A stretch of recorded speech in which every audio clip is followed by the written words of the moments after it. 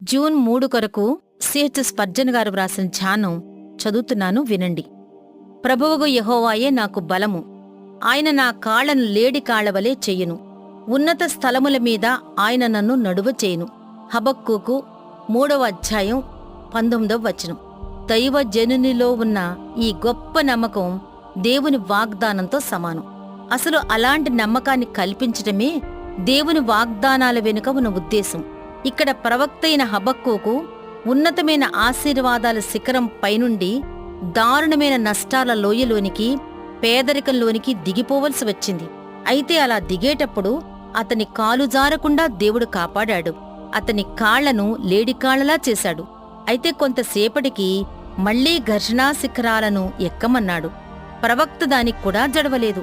కరకు పర్వతాలు ఎక్కటానికైనా దిగటానికైనా అతడు సర్వసిద్ధంగా ఉన్నాడు. కారణం, దేవుడతని కాళ్లను లేడి కాళ్లవలే చేశాడు. దేవుడతనికి బలాన్ని ఇచ్చాడు. కాదు, దేవుడే అతనికి బలంగా ఉన్నాడు. దీన్ని ఆలోచించారా?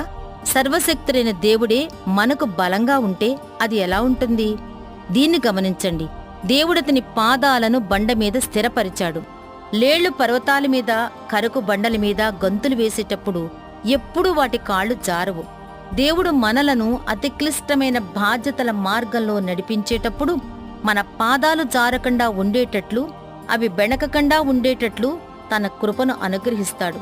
సూదిగా మొనలు తేలిన రాళ్లమీద నడవటానికి అనుకూలంగా మన పాదాలను ఆయన తయారు చేస్తాడు.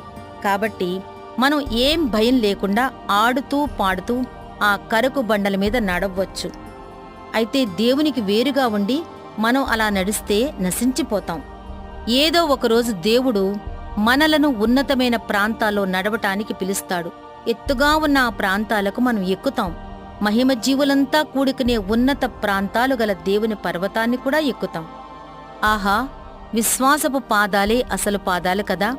ఆ పాదాలతో మనం ఉదయకాలపు లేడివలే ఉత్సాహంతో గంతులు వేస్తూ దేవుని పర్వతానికి ఎక్కి వెళ్దాం.